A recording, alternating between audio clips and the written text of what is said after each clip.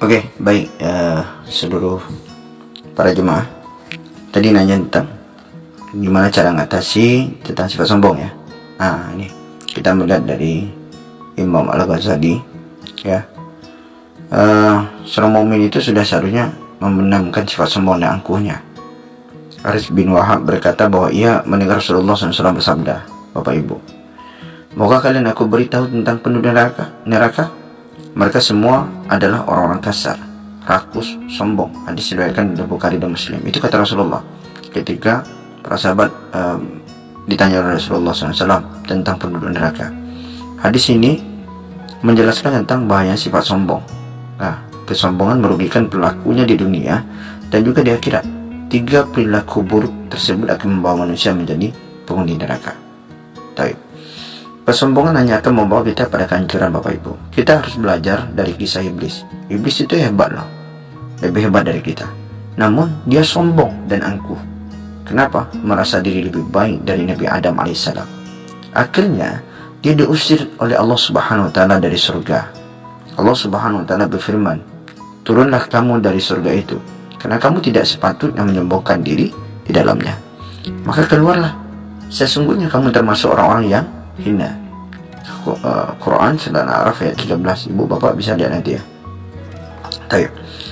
Bapak Ibu, apabila kita diberikan kekayaan misalnya, terkadang kita juga merasa hebat dari orang yang tak punya ya. Padahal kekayaan dan kemiskinan sejatinya hanyalah ujian dari Allah Subhanahu wa taala untuk manusia, untuk melihat seberapa baik orang kaya, seberapa sabar orang miskin. Nah, oleh sebab itu sungguh tak elok lah, tak bagus lah jika kita melukai hati manusia lain dengan kekayaan dan jabatan yang sejatinya adalah titipan dari Allah. Rasulullah SAW bersabda, cukuplah seseorang dikatakan berbuat jahat jika ia menghina saudaranya yang muslim. Hadis riwayat Muslim. Seorang mukmin sudah seharusnya, Bapak Ibu, memendamkan sifat sombong dan angkuh. Kita harus merendahkan hati agar tak dibenci Allah yang Maha Suci.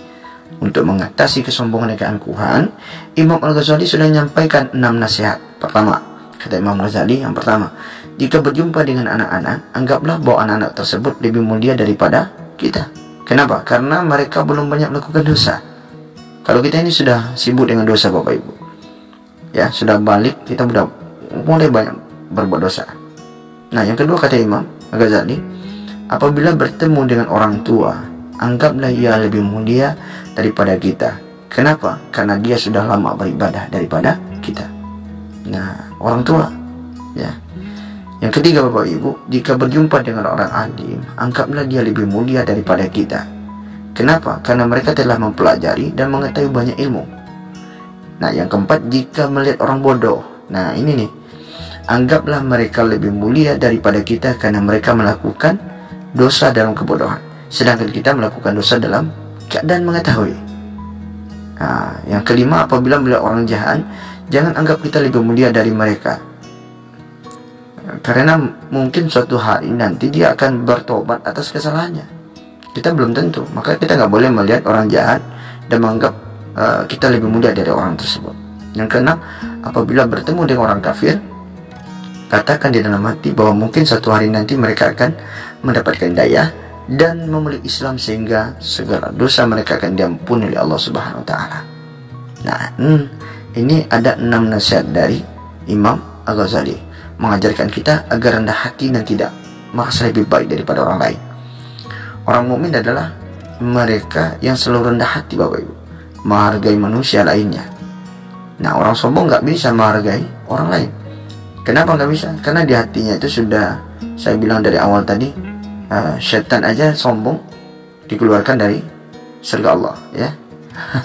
Nah, jadi menjadi orang sombong nggak ada manfaat jadi orang sombong. Allah Subhanahu wa taala berfirman, dan hamba-hamba Tuhan yang Maha Penyayang itu ialah orang-orang yang berjalan di atas bumi dengan apa? Dengan rendah hati, Bapak Ibu. Dengan apa lagi? Apabila orang jahil menyapa mereka, mereka mengucapkan kata-kata yang mengandung keselamatan. Nah, ini perlu. Kalau ada orang jahil mau kita nasihati, jangan Bapak Ibu kayak gini. Kalau makin kayak gini jadi timbul satu asyad dalam diri kita, kedengkian dalam hati kita. Nah, Bapak Ibu, itu surat Al-Quran bisa dilihat di rumah nanti, Bapak Ibu. Al-Quran surah Al-Furqan ayat 63. Baik, ya, dengan itu dulu pertanyaan-pertanyaan yang saya jawab. Nah, dari saya pilih tadi, ini yang paling bagus. Kenapa paling bagus? Karena bisa mengatasi sifat sombong. Nah, kita mulai dari 6 nasihat Imam Al-Ghazali ini. Semoga bermanfaat. Assalamualaikum warahmatullahi wabarakatuh.